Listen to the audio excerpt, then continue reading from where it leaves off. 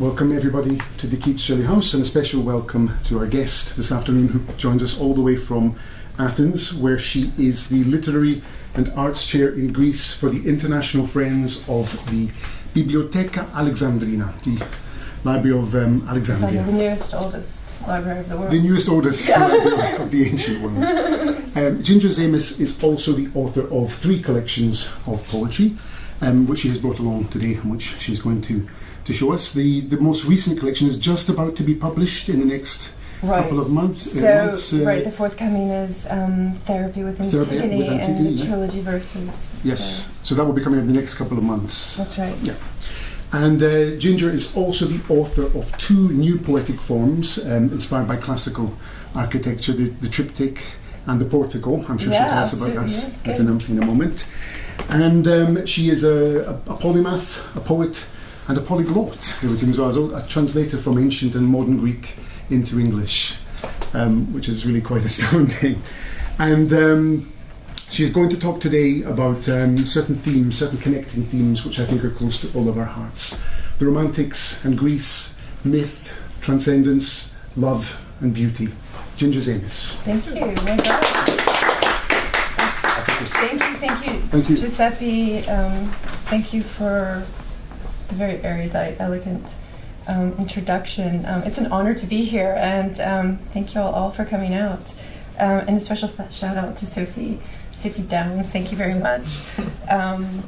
So I would like to talk to you about various themes and textiles and layers. My world, in essence, I see through architectural lenses, and not only architecture, but very much mythology and philosophy. In fact, one could even say that really I embrace Heraclitean themes within this synergy of perspective, and so I navigate literature or poetry through these through these lenses, if you will.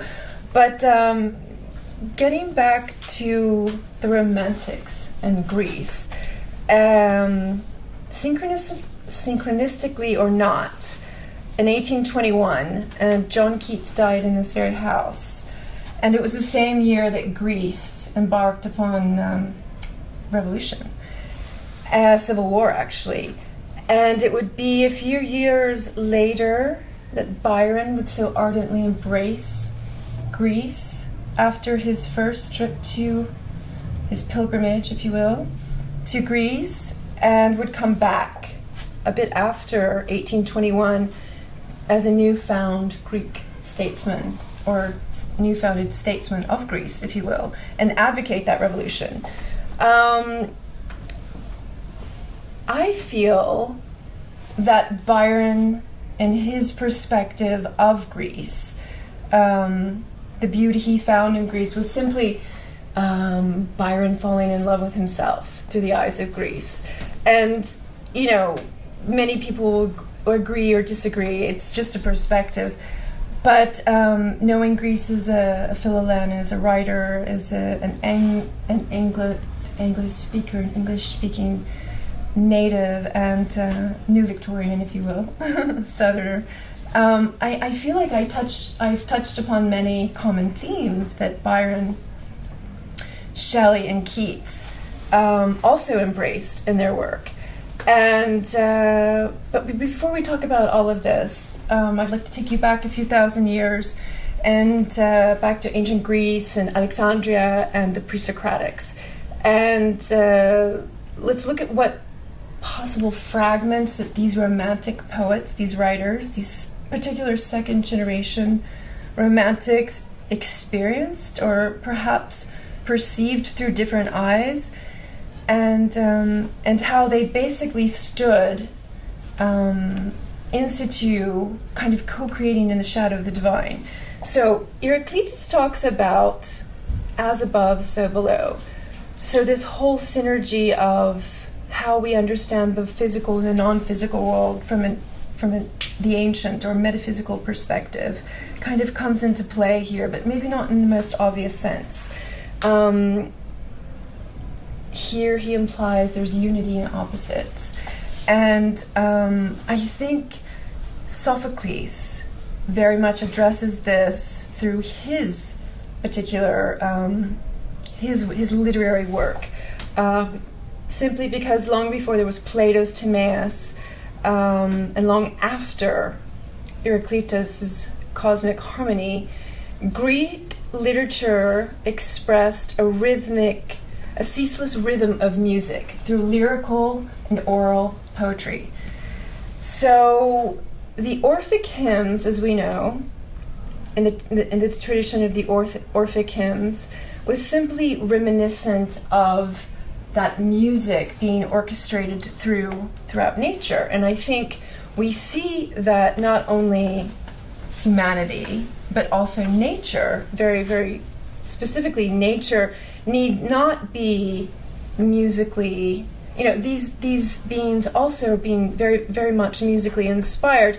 And I think what the pre-Socratics really kind of hit on, in my perspective, is really this universal resonant vibration or energy, which is in essence very much like music. It is frequency.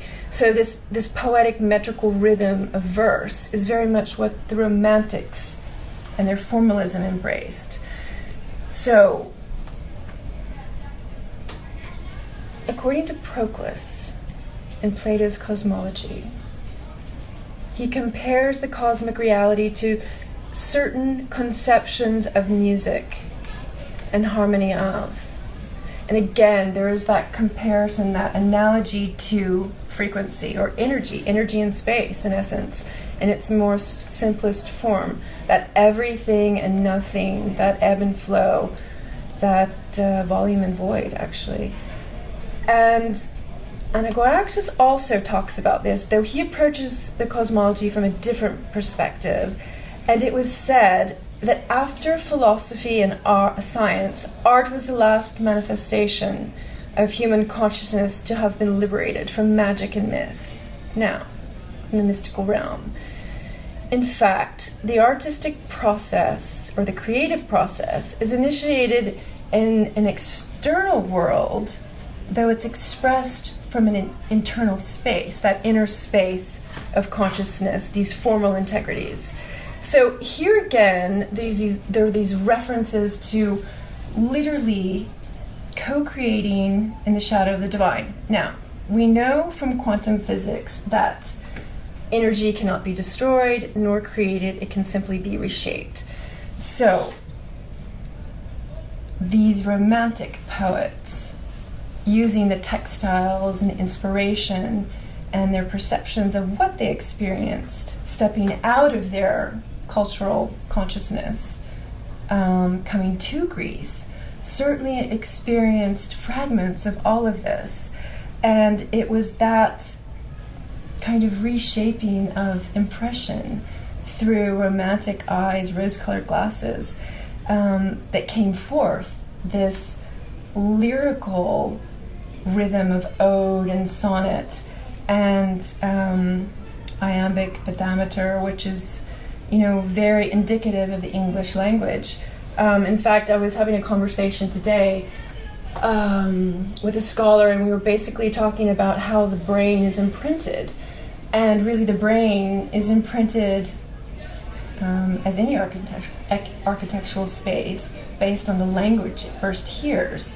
And as a Southerner, as an English-speaking native and a Southerner, I came to realize later, after I came to bond with poetry and literature, that the natural discourse of the English language as I learned it actually rhythmically flows in iambic pentameter. So I feel very keen and very close with the sonnet form. And this is something I feel comes naturally from me simply because I think it was the way my brain was conditioned, how it learned the English language. So, going back to the Romantics, this whole co-creating in the shadow of the divine is basically perhaps a metaphor to the Trinity, that 1 + 1, which is 3, which in essence one could see it perhaps as a derivative of the Pythagorean theorem. But nonetheless, there's that space, that energy, and that new creation once that energy and space comes in to union, forming that new third. So I'm going to start off, and I'm going to read some excerpts of Childe Harold, Byron's baby, if you will, and really to kind of lay the foundation of how I believe Byron saw Greece, and then I'm going to pair it with some personal poetry, and we'll see what we get. So, and this whole ekphrastic theme, or ekphrasy, as we know in Greek, which is also a new word that's been appropriated into the English lexicon, very much comes into play with the poetry that we're going to talk about tonight. In fact, we see it with Byron, we see it with Keats particularly, and we see it with Shelley. So, Childe Harold, Canto 1, Stanza 1. O thou in Hellas deemed of heavenly birth, Muse, formed or fabled at the minstrel's will, since shamed full oft by latter lyres on earth, mine dares not call thee from the sacred hill, yet there I've wandered by the vaunted rill, yes, sighed over Delphi's long deserted shrine, where have that feeble fountain, all is still, nor mote my shell awake the weary nine, to grace so plain a tale, this lowly lay of mine. So, in this first canto, I actually imagine Byron standing at the foot of the Acropolis at the Philippopol Hill, which is basically the sanctuary of the Muses, and kind of like looking, and I don't know, and I could be wrong, and the sanctuary of the Muses, as many may or may not know, is basically a plateau that overlooks the Acropolis, but it's actually right below where they imprisoned Socrates. So Socrates' prison. So I can kind of like see him like ruminating and kind of, calling his muse, if you will, or muses. Canto 2, Stanza 1. Come, blue-eyed maid of heaven, but thou, alas, didst never yet one mortal song inspire. Goddess of wisdom, here thy temple was, and is, despite of war and wasting fire, and years that bade thy worship to expire. But worse than steel and flame, and ages slow, is the dread scepter and dominion dire of men, who never felt the sacred glow that thoughts of thee and thine on polished breasts bestow. Canto 3, Stanza 2. Once more upon the waters, yet once more, and the waves bound beneath me as a steed, and the waves that knows his rider, welcome to their roar, swift be their guidance, whereas so it lead. Through the strained mast should quiver as a reed, and the rent canvas fluttering strew the gale. Still must I on, for I am as a weed, flung from the rock on ocean's foam to sail. Wherever the surge may sweep, the tempest's breath prevail. So I feel that there's like these undertones of like Aphrodite in her like realm, kind of like, emotively circling about in the foam here. Canto 4, Stanza 177. There is pleasure in the pathless woods. There is rapture on the lonely shore. There is society where none intrudes. By the deep sea and music in its roar, I love not man the less, but nature more. From these are interviews in which I steal from all I may be or have been before, to mingle with the universe, to feel, and I can never express, yet cannot all conceal. So I feel that Byron's senses have kind of been awakened as he arrives in Greece, and he experienced this diverse topography of mountain and sea, of myth and man, and this convergence of history and culture.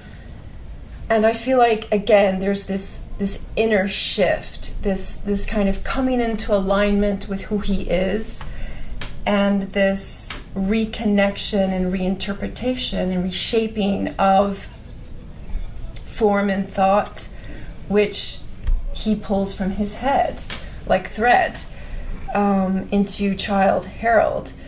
Byron would then later come back to Greece, I think it was about 1823-ish, and embrace the revolution in Missolonghi, and then he would meet his end, or his maker, if you will, ultimately in Greece. But the poem I'm going to read to you now is a poem that basically calls the muse. It's one of mine. It was very much inspired by a Spartan theme in 2014, when Greece was ready to break or default from Europe. And literally Athens was burning and demonstrating and rioting. And I sat formally at the forefront of theater, or Democracy's theater, Syntagma, Constitution Square, and watched this happen. I'm sorry. Of course. I forgot to turn this off.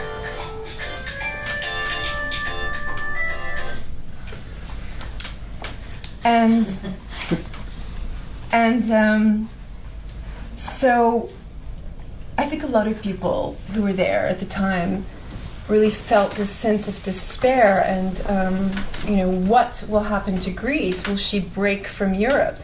And there was, emotions were heated and running wild, very much as I sense Byron may have felt during the revolution, the war, clearly in a different context, similar yet different.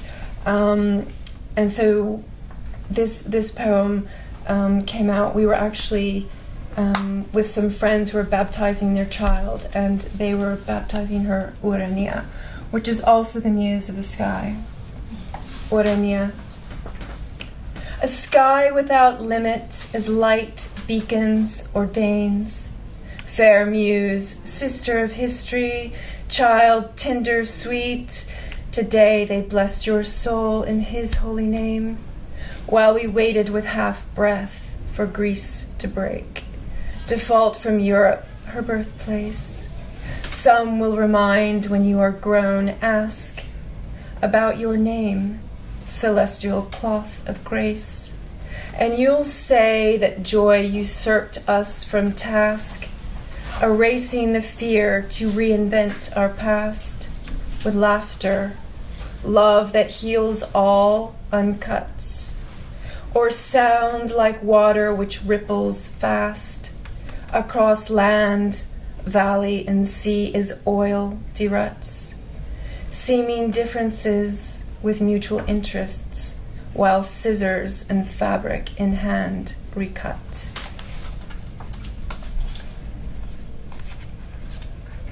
So, I'd like to now proceed on to Keats's Ode to a Grecian Urn.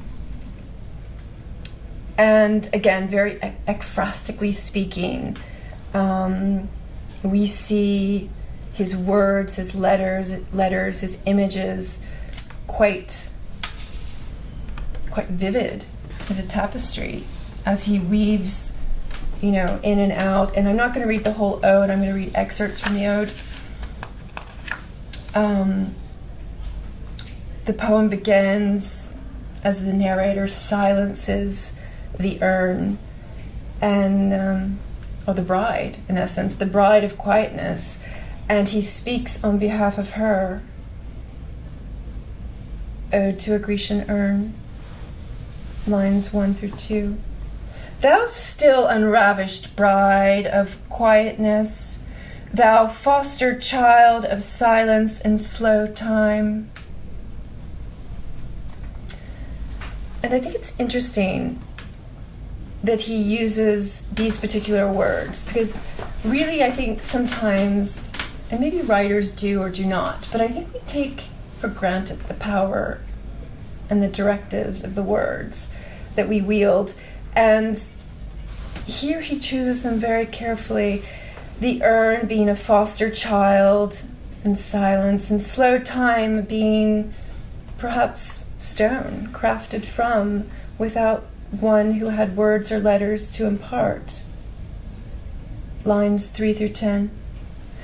Sylvan historian, who canst thus express a flowery tale more sweetly than our rhyme, what leaf-fringed legend haunts about thy shape, of deities or mortals, or of both?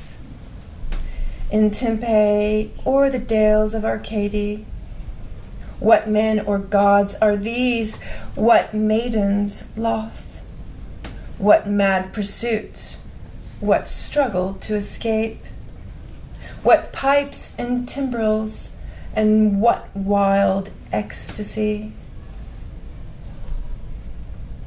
So there's like this eternal kind of brooding or scene that he's setting elaborately, and the urn is still quiet, though he speaks on her behalf. And what does the urn say? Lines 46 through 50. When old age shall this generation waste, thou shalt remain in midst of other woe, than ours a friend to man, to whom thou sayest, beauty is truth, truth is beauty, that is all. Ye know on earth, and all ye know need to know. So, I think those are very, very much words to the wise. I too felt very inspired, ekphrastically speaking, some years ago, and when I was working on my first new poetic form, I was quite taken by the facade or the archetype of a classical temple, and very much involved with Vitruvian themes and the golden ratio. It occurred to me this repetitive ideology, this symmetry, this eurythmy, these 6 tenets of architecture were they were not only present in architecture in a formal context, they were actually present in a non-physical space, and also as well as physical space, and how actually these tenets kind of had spiritual undertones. So the idea was, being very fond of the sonnet and rhyme and meter, I wanted to emulate or experiment with sound, silence, sound, or as the portico or porch of a classical temple, the columns would be. So the first generation poem came forth. It's called the Caryatides. It is reminiscent of the Erechtheian temple, which stands adjacent to the Acropolis. It is a very curious temple. It is a temple shaped with symmetry and eurythmy. And I dedicated it to Edward Lear, who was a very much a fan of Greece and Philhellene, and an avid painter and writer in his limerick form. But really it was more about his painting, that ekphrastic understanding of words and images. So the Caryatides. And I've sourced the provenance from the caryatides, the mythology of where the caryatides come from Vitruvius Pollio's De Architectura, 1st century AD. So, portico of 6, Rom adjacent to, beauty a eurythmic, adjoined carefully to, maidens of the Carii, all from Laconia, commitment lifetime, obligation diva, proconsuls to another, agora spread below, on head entablature, sculpted figures in tow, sisters of a lass, less one via London, stolen like Helen, usurped from home. Girls of the nut tree, devotes of Artemis, made for her temple, circled dance with reeds, enslaved for betrayal, Persia versus Athena, treacherous to stay, basket head coronas. Maybe the statues they will be too tired to hold, shall concur one day this crumbling world. Let's go, don't wait. Get up and leave, girls. Recreate our fate like Dharma and pearls. So if you recall the 6 caryatides at the Erectian on the porch, there's 4 and then 2 in the back. And as the poem suggests, literally they were turned to stone for betraying Athena in the Persian War and doomed to hold the temple for life, according to Vitruvius. So, now let us proceed.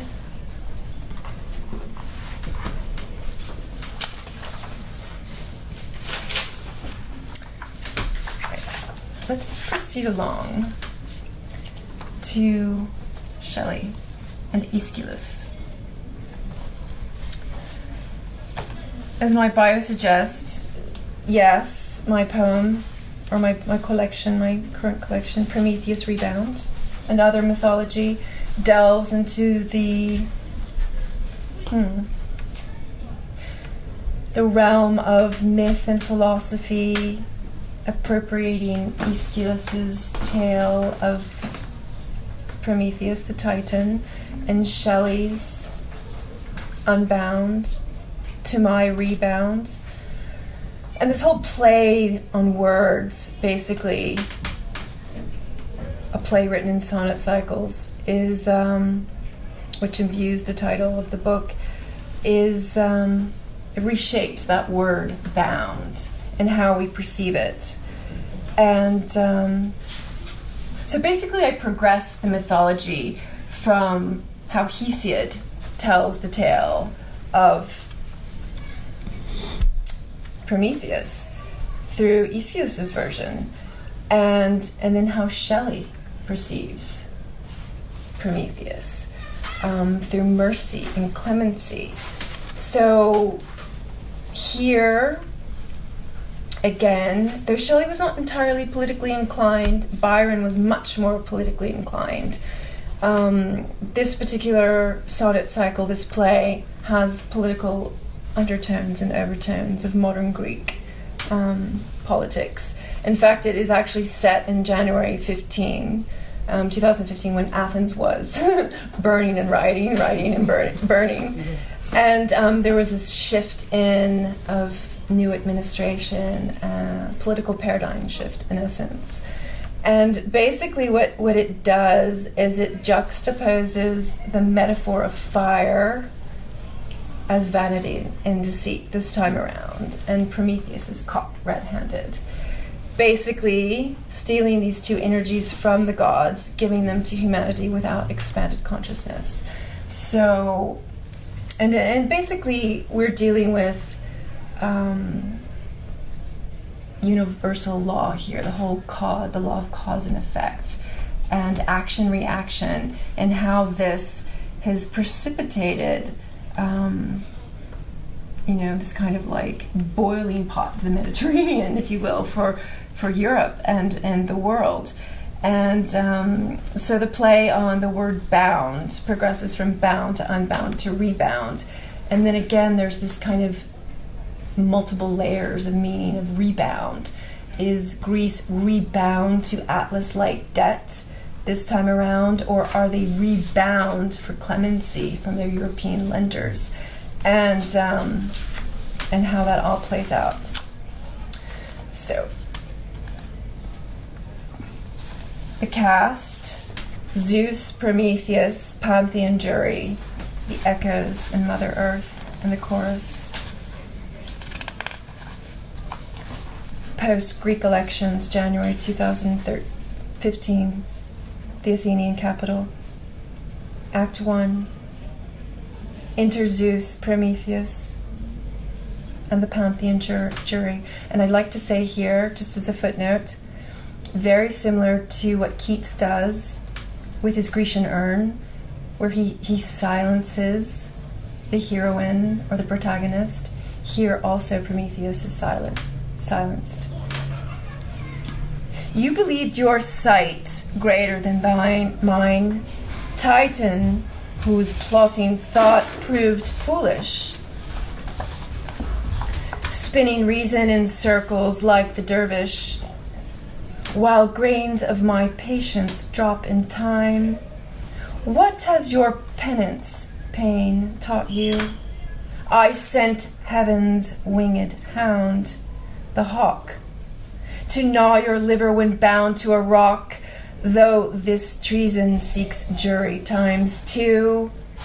You bequeathed vanity's mirror, more fair than my divine blood ensue, like Helen, as if her beauty differ from her father, monarch of all, Zeus, or Venus, the rose light in the temperate sky.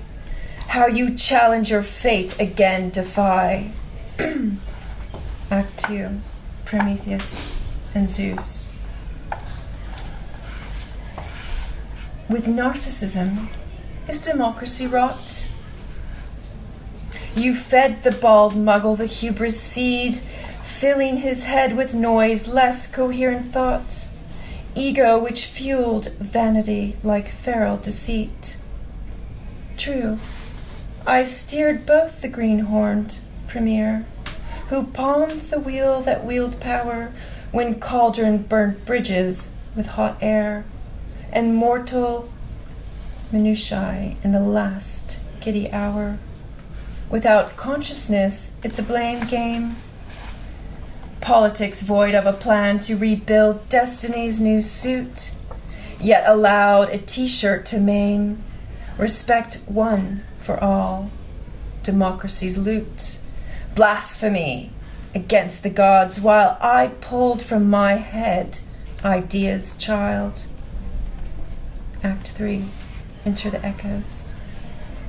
Still the parliament parrots all the while, like echoes, the weight of the wind wills, as memorandum or laws that bill taxes or debt to deleverage denial. Enter Mother Earth. While man lords face stupidity high, still asking for mother's comfort and loan, oblivious to their action they moan. Yours, his, the final judgment is nigh. The echoes. She dare not speak more, lest the sky hear the curse once breathed on thee is twice near. Repent, Titan, give thanks and say a prayer. Forget your arrogance if you dare. Unveil the beast of delusion that hides. Use Athena's shield, conscious yet wise. Act 4. Zeus and Prometheus. Enter. You shall reap your sentence as accused. Prometheus, who gave man fire by theft, who left the ocean-eyed Asia bereft, child of Gaia, who challenged Zeus, while Aeschylus's words seemed to heal, prove my clemency of grace from Tartarus's groove. Your love for man is primitive, crude, but your betrayal twice is flat out rude. Enter Pantheon jury. Ignorance. Indeed, a fool's folly it is. What inexperience affords times to, and the pursuit of chaos. From paradise, interchorus. Justice, per accusation, will never soothe, but rankle in history, undisguised, while Jove's ego prickles, still broods. Cause and effect, these are your dues. So, within that piece of work, there was various appropriations of Shelley's Unbound, which was then like rewoven and basically reprogressed or progressively rewritten mythology.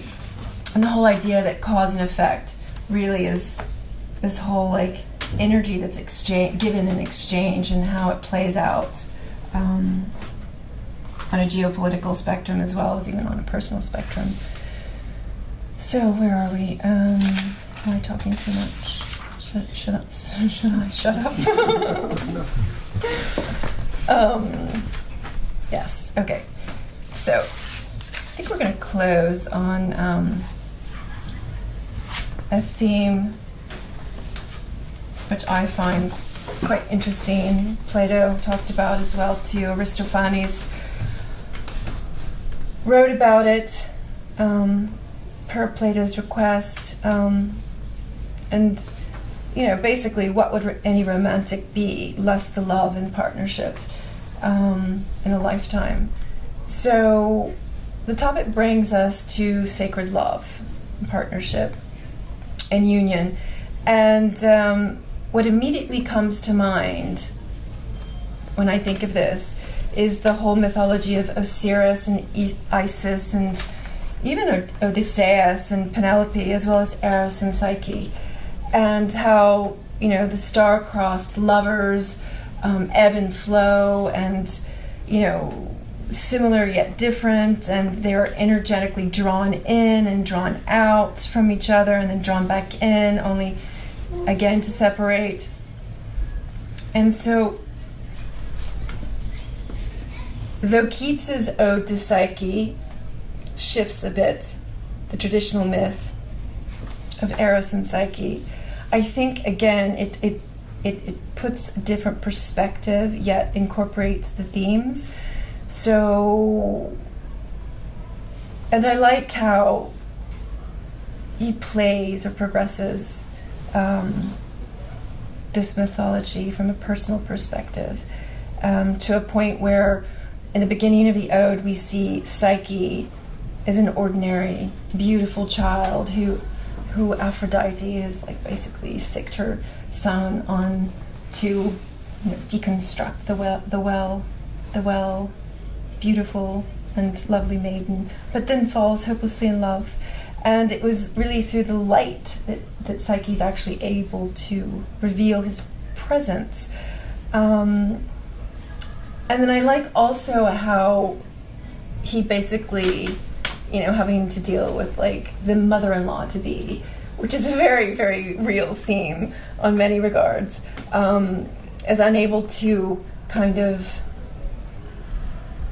sweet talk her into, like, you know, allowing Psyche into his realm. He solicits his grandfather, Zeus, and basically turns Psyche into a goddess. So there's this whole progression of human to goddess, and this metaphor that basically, when she was in mortal form, she was, you know, this beautiful yet feeble creature who almost dies in the end, but then is transformed into a goddess or deity. And I think really, if you look at the mythology, possibly there is cause to believe that she was in essence out of alignment before that transformation, and that coming into alignment with simply the progression of that transformation, if you will. But anyway, just a personal opinion. So, Ode to Psyche. I wandered in a forest thoughtlessly, and on the sudden, fainting with surprise, saw two fair creatures couched side by side in deepest grass, beneath the whispering roof of leaves and trembled blossoms, where there ran a brooklet, scarce espied. The winged boy I knew. But who wast thou, O happy, happy dove, his Psyche true?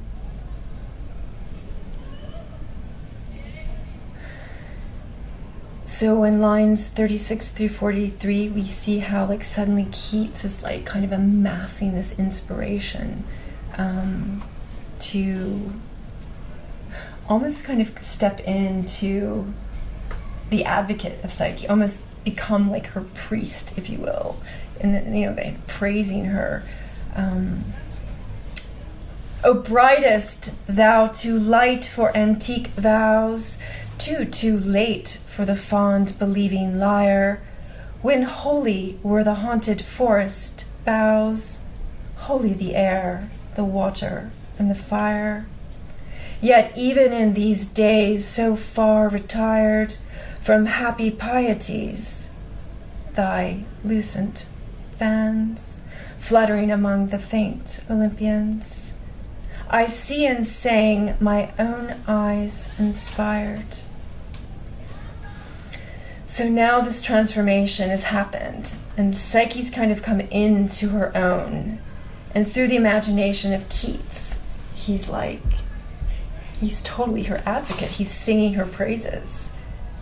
Yes, I will be thy priest and build a fane in some untrodden region of my mind, where branched thoughts new gown with pleasant pain, instead of pines, shall murmur in the wind. So the ode concludes in this kind of awakening of consciousness and this allowance of Psyche, in essence, to kind of come into her own divinity, that kind of balancing of masculine and feminine energy in a very spiritual sense, I believe. And in the midst of this wide quietness, a rosy sanctuary will I dress, with a wreathed trellis of a working brain, with buds and bells and stars without a name, with all the gardener fancy ever could feign, who breeding flowers will never breed the same. And there shall be for thee all soft delight, the shadow thought can win, a bright torch and a casement at night, to let the warm love in. So I love how Keats totally progresses Psyche from mortal to goddess, and then embraces her divinity as goddess, as her priest, and that whole kind of ebb and flow of exchange of energy between the two. And this last poem I'm going to read was very much inspired by this idea of holy union or sacred love, this sacred partnership of coming together. And it's a different version of Psyche based on the traditional Greek, the myth. But this time around, it speaks of more Heraclitean themes, and how that aletheia or aletheia, truth, the Greek word for truth, and how we negate the Greek word of truth with the a, and then we leave lethe, which is the mythical river that runs through Hades, and how this these particular waters of Lethe would conceal the truth, that kind of ebb and flow from consciousness to unconsciousness. And how basically Plato talks about this two-faced, or gets Aristophanes, in essence, to talk about this two-faced, four-legged creature, the soul, if you will, that Zeus separates because it's too powerful. And these two wholes, or halves, depending on how you see it or do not, search for each other throughout eternity, some coming together, some coming apart and separating, this ebb and flow, very similar to Psyche and Eros, Osiris and Saius, Penelope and Odysseus, and how it touches on that theme of sacred love, or hieros gamos. So, Psyche's cup, and it's written in sonnet form. Come, beloved one, drink from the river Lethe, hypnotic waters that sparkle dizzy, to forget the parted memory of the twin soul, not the other half, but rather your whole. She is obliged, the river goddess to him, Hades, of whom she flows like fluid emotion, as sleep into the netherworld of oblivion. Imbibe her essence and allow the dark to dim, in complete forgetfulness made numb. Drink from the daughter of strife, and heal your woes clean from earthly life. Your reunion comes with the chaliced cup, tonic to relieve the heart's wounds, soothe. Come, child, drink, embrace divine truth. So I want to thank you very much for your patience in coming out.